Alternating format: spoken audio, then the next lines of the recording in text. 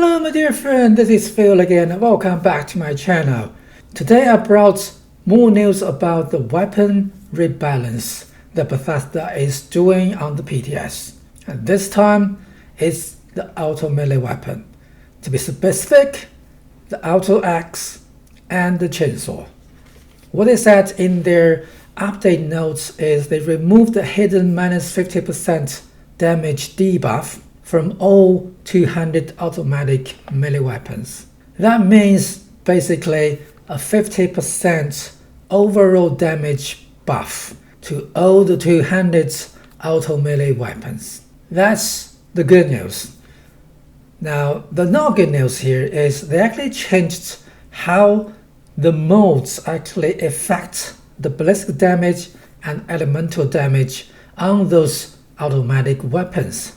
Instead of boosting both the ballistic damage and elemental damage, as in the live servers, on the PTS, all the modes, the electrified, the burning, poisons, whatever mode those automatic melee weapon has, they will lower your ballistic damage and boost your elemental damage. Beyond that, the dual bar for chainsaw is specifically nerfed from 100% to 50%. A mini shredder mode damage bonus reduced from 100% to 50% as well. This is actually counterpart with the minus 50% penalty removal.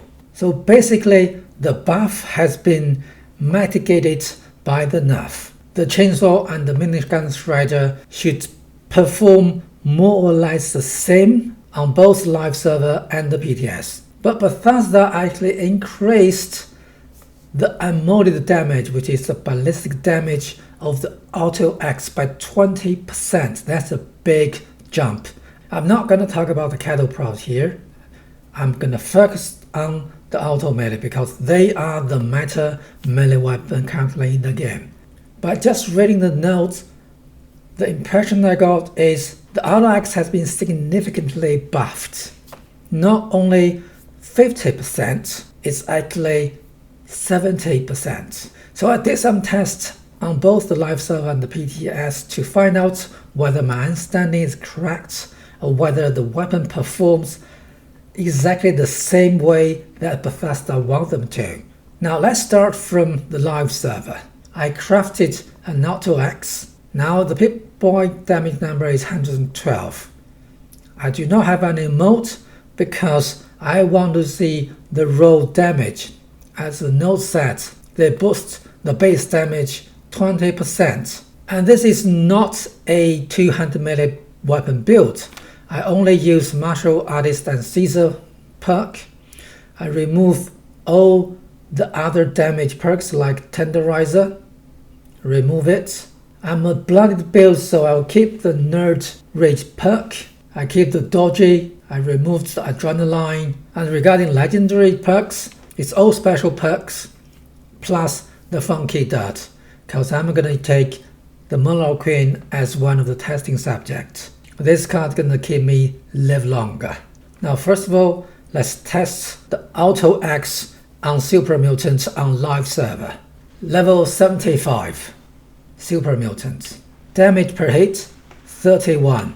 Level 60 Super Mutant. Damage per hit 36. Let's remember that numbers. So level 75 Super Mutant, damage per hit 31. Level 60 36. And 50 damage per hit on a level 100 Hound. And let's also test the chainsaw on the Super Mutant. There's 56 damage per hit with the chainsaw on the level 100 Super Mutant and 65 per hit on the level 61. Now let's pay a visit to our next testing subject, the Monarch Queen. Okay, there she is. 31 damage per hit on the legs. Just ignore the 16 damage. That's because I hit her on the body instead of on the legs. Let's focus on the legs, because that's what I'm going to test it on the PTS as well. Now let me test the chainsaw on the Monarch Queen. This chainsaw is using a dual bar, which currently gives 100% base damage boost on the live server. It will be nerfed a bit on the PTS from 100 to 50. I also installed the flame remote to give it a bit of extra fire damage. So it's a vampire chainsaw, but it does not affect the damage itself. And we're going to use exactly the same tool and the same build on the PTS later. That's 65 per hit on the leg. So it does better than the auto axe here because the damage boost from the dual bar and flame remote. Okay, let's get back to the PTS and test exactly the same weapon on the same testing subject. We can see clearly if we apply a mode on the auto axe on PTS, we see significant downgrade on the ballistic damage. The patch note says 40% reduced ballistic damage and 60% increased elemental damage. But apparently each mode gives you a different result. I have no clue why, but let's focus on the plain one. We don't want modes. We will just use the plain one because it actually got boosted the most, 70%. Let's see whether it's really as powerful as the note says. I will use exactly the same perk load, the same weapon, same character. Let's go play with the multis first. Now level 75 multi, the damage is 97 per hit. That is tripled damage compared with the live server. If you use auto axe on the PTS, you will triple the damage. That is amazing buff for auto axe. I mean, I have no clue why the Bethesda decided to actually boost this weapon, but it is crazy. This weapon is already super strong in the live server, but when this patch goes live, auto axe gonna be unstoppable. And auto axe do 118 damage per hit on the level 100 super mutant haunt. It's more than double. It's not tripled because Bethesda is carrying out a rebalance on the mobs at the moment. They actually changed the defense or resistance on 6 different mobs on the PTS, and the super mutant haunt is one of them. So it got better ballistic resistance but much lower fire resistance. So if you are using automated weapon with the fire mode, theoretically you will deal more damage than the auto axe without the mode. Now let's try the same flame chainsaw on the super mutant. Steel bar with the flamer mode. The damage is 52 plus 38. That's a level 100 super mutant and the damage is 47 per hit. Remember, on the live server, the same chainsaw can do 56 damage per hit on a level 100 multi. That's about 9 damage reduced on the PTS. That is probably because the mode, so when we apply the mode to the weapon, is reduced the ballistic damage on the PTS, while on the live server, it's actually increased the ballistic damage. And the result is very clear. On the PTS, the chainsaw is less powerful than the live server. Oh, and by the way, the Westech bug has been resolved in this patch. I know there's a lot of rumor flowing on the internet saying Westech has been nerfed. It's actually a bug. In the latest patch on the PTS, it's already fixed.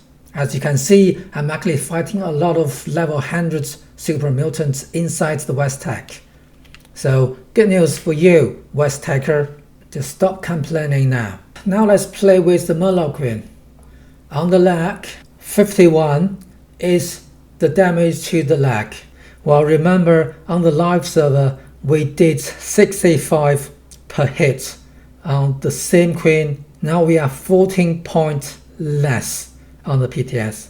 So the chainsaw is definitely weaker on the PTS. When this patch rolls out, I don't know when, probably very soon, probably a couple weeks later, chainsaw will be ditched because for a lot of existing mobs it is weaker. As I explained, Bethesda is trying to rebalance the mob's defense system to actually lower their elemental damage, including fire resistance cold resistance, I don't know, probably poison resistance as well. Then the chainsaw with less ballistic damage and more elemental damage with the modes, it should do better on those new balanced creatures, but I haven't got a chance to test them yet. At this moment, besides the 6 type of mobs that Bethesda is tuning, all the other type of mobs, the chainsaw will be weaker on all the rest of the mobs. Now let's get back to the Auto Axe. We know it's performed much better on the multis, but will this weapon do the same on the Mono Queen? But please don't kill me first. Now the damage is 91, which is again tripled comparing with the live server. So Auto Axe is definitely hugely buffed. Get your Auto Axe ready. When the patch roll out to the live server, they will be even more unstoppable. Alright, let's wrap up for this video. Auto Axe definitely got buffs on the PTS. So in next patch, use Auto Axe. If you are melee built, use Auto Axe. It is super powerful right now on the PTS. And if you are a chainsaw fan, well, not a very good news for you. The chainsaw will perform weaker, but it might perform stronger than the 6 type of mobs that Bethesda is tuning. And hopefully Bethesda gonna expand their tuning to a much wider scope if they actually receive good feedback about the current tuned 6 mobs. The Cricket, the Hound, the Gulper, the Angler, the Protections, and the Floaters. Those changes on the mob resistance is just some kind of initiative of a big overhaul rebalance for the mob system. I'm actually looking forward to see how that's gonna play out. Alright, that's everything today. I hope you liked the video, and please don't forget, your thumb up will be really appreciated, and always subscribe to my channel for more news about Fallout 76. But until next time, Rebalance out.